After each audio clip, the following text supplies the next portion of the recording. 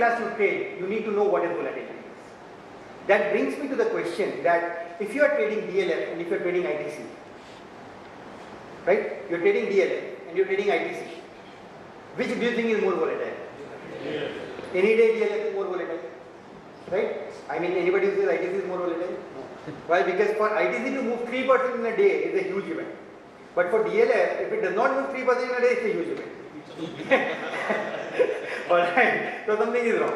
So the idea here is, if DLF is more volatile and if ITC is less volatile, alright, and if you are taking a long trade in both of them, suppose you are going long DLF and you are going long ITC, everything else remaining equal.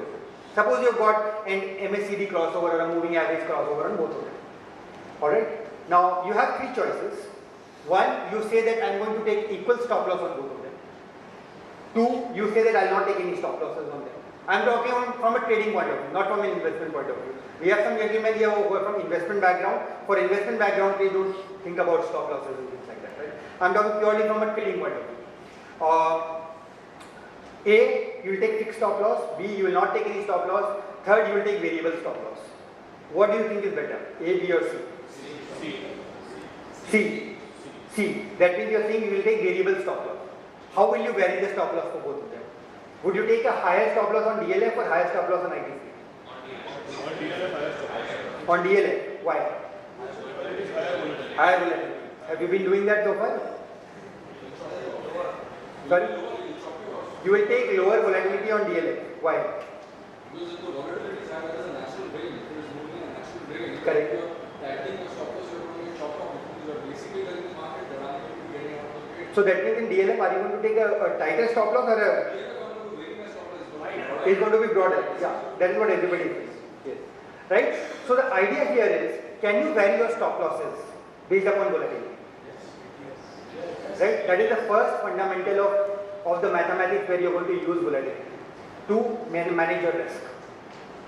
Right? I am not even coming to increase and exits. I will not even talk about normal technical analysis. I will talk about something which will help you, build on to whatever you have been doing. So let's take, for example,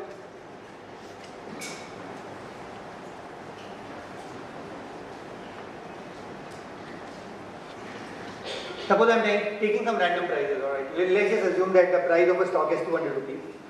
2nd November, suppose the price of the stock is 202, 205, 198, 199, 190 goes to 186, suppose it goes to 185.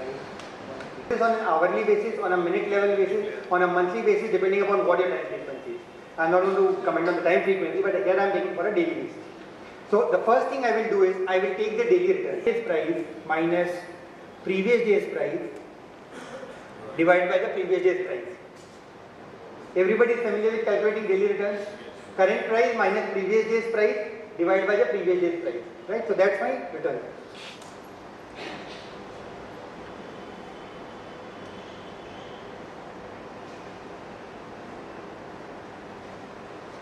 So these are my daily returns of a given stock.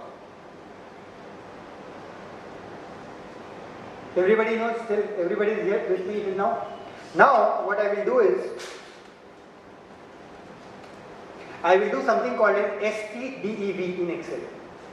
It's called standard deviation. STDEV, not of the prices but of the returns. Please be very careful. When initially people start off, they start doing standard deviation of the prices. That's a wrong thing. Alright, standard deviation of the returns. When I take the standard deviation of the returns, STDEV is what my standard deviation is of all the returns.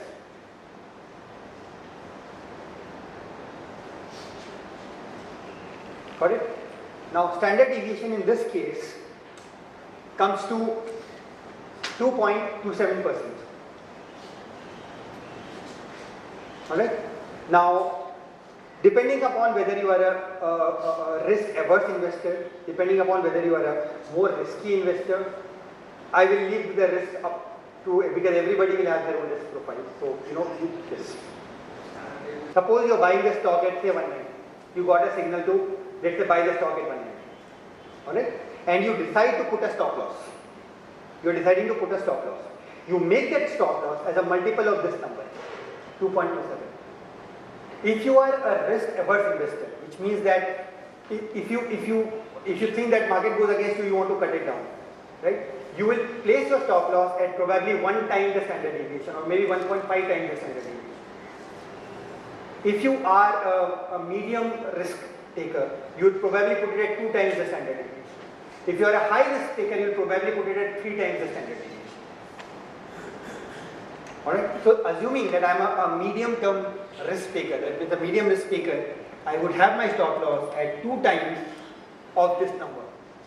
That means 2 times of a standard deviation of 2.27, which means my stop loss in this case would be at 4.5%.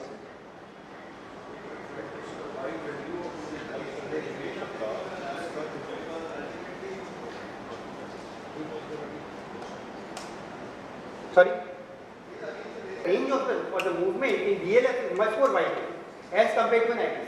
Same holds true for a support line also. DLF coming to a support line, more often than not will break to it and then again go back much more solidly as compared to an ITC. Right, so with respect to the support, yes. Things based upon support line or resistance line or any line for that matter, and if you are trading DLF and ITC, chances are that for a DLF, stocks from there probably will go down by another 2-3% before it bounces back. So where do you place your stop loss? If you place it immediately after the support line, you will exit, and then later you will not get a chance to get back into the stock. Right? So that is why varying, and whenever you do algo trading, it is always very, very essential to sort of diversify your risk. If you put all your money into one basket of buying a DLF or buying a Unitech or buying an MCX India, and suddenly if it crashes down, the entire wealth will get eroded. So the beauty of algo trading lies in the fact that once you have developed a system, you can place it across multiple horizons. You can do it in gold, you can do it in silver, you can do it on Nifty, you can do it on Sensex, you can do it on ITC, and so many other things. But in order to go into all of these, you need to have a common criteria. You cannot go on fixing 2% stop loss इसके लिए डालूंगा, 4 इसके लिए डालूंगा, 1 इसके लिए डालूंगा. It will keep varying, because if you take things like currency, before the May start of the currency rally, it was hardly moving in like a 50 paisa range. You would have said my stop loss will be at 75 paisa. After May you put 75 paisa, every 2 days it will get hit. Right? It has started having a different nature altogether. So the idea here is, can you capture the nature?